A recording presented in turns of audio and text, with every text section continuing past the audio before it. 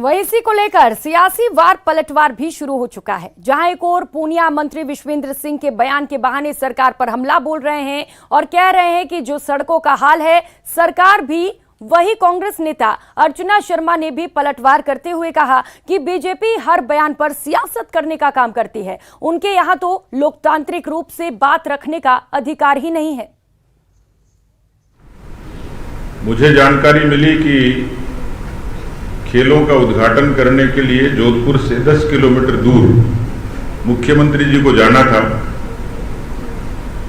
और 10 किलोमीटर की वो यात्रा मुख्यमंत्री जी ने हेलीकॉप्टर से की है। आप अंदाज लगा सकते हैं कि जब 10 किलोमीटर के लिए हेलीकॉप्टर की यात्रा करनी पड़े, और जो वीडियो मैंने जारी किया वो हकीकत है। मैं उस मौके पर उस स्थान पर मौजूद था। सरकार का मंत्री ये कहे कि उनके सर्वाइकल का दोषी कोई है, तो सार्वजनिक निर्माण विभाग का सड़क मंत्री है, तो उससे सरकार के सड़कों की दशा की पता लग जाती है। मुझे लगता है कि राजस्थान में जैसी सरकार की दशा है वैसी सड़कों की, जितने खड्डे सरकार में हैं, जितने कांग्रेस पार्टी में, उतने सड़क पे है।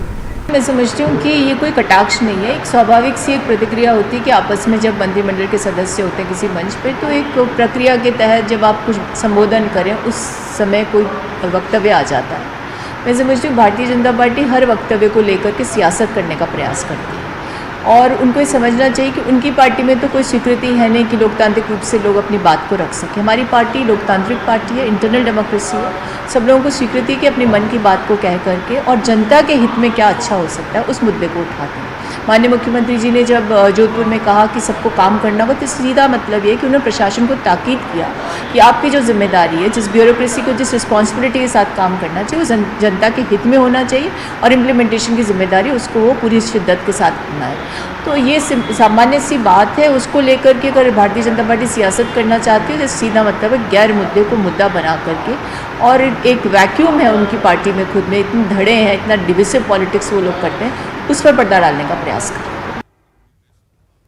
इसी मुद्दे को लेकर प्राइम डिबेट में करेंगे बड़ी बहस, सड़क की दहशत। सड़कें खस्ता हाल, जनता बेहाल, सत्ता और विपक्ष की खुली गुहार, कुंभकर्णी नींद में मंत्री, अफसर, ठेकेदार, सड़क की दहशत। देखिए प्राइम डिबेट रात 7:56 पर। और चलिए अब बात करते हैं फेक पुलिस की। जयपुर शहर में पुलिस की वर्दी पहनकर आपराधिक वारदात का प्रयास करने वाले बहरूपिया गिरोह के 4 लोगों को भांगरोटा पुलिस ने गिरफ्तार कर लिया है। ये चारों मूल रूप से मध्य प्रदेश के रतलाम और उज्जैन के रहने वाले हैं। रुपयों की तंगी की वजह से इन युवकों ने जयपुर में ही पुलिस की वर्दी पहनकर लोगों को डरा धमकाकर रुपए वसूलने की साजिश रची थी। पुलिस ने आरोपियों के कब्जे से पुलिस की वर्दी, बैज और दूसरे सामान भी बरामद कर लिए हैं। गैंग में शामिल लोग सुबह 10 बजे से दोपहर 2 बजे के बीच मोटरसाइकिलों पर अलग अलग कॉलोनियों में घूमते हैं, फिर ऐसे मकान को टारगेट करते हैं जिसमें महिलाएं अकेली रहती हो। डोरबेल बजाकर चंदा मांगने या फिर पुलिसकर्मी बनकर डरा धमकाकर घर में घुसने का प्रयास करते हैं। 4 लोग पकड़े हमने जो पुलिस की वर्दी पहन करके और भांगरोटा क्षेत्र में घूम रहे थे। सूचना हमें मिली कि कुछ लोग पुलिस की वर्दी में घूम रहे हैं। इस सूचना पे हमने उनको पकड़ा है। पूछताछ में बात सामने आई है कि ये लोग दिन में घरों में जाते हैं, दिन में इसलिए जाते हैं कि महिलाएं अकेली मिलती हैं। वहाँ जाकर के जो इस तरह के व्यवहार करते हैं कि हम CID पुलिस से हैं, आपके यहाँ पे कुछ गलत हो रहा है, आप गलत कार्रवाई कर रहे हैं, आपके परिवार में गलत हो रहा है, और दरअसली और पुलिस को बुला करके रेड करने की, आपका सामान जब्त कर लेंगे, आपकी संपत्ति जब्त हो जाएगी, इस तरह की बातें करते हैं। और फिलहाल यहाँ रुकेंगे एक छोटे से ब्रेक लिए। ब्रेक के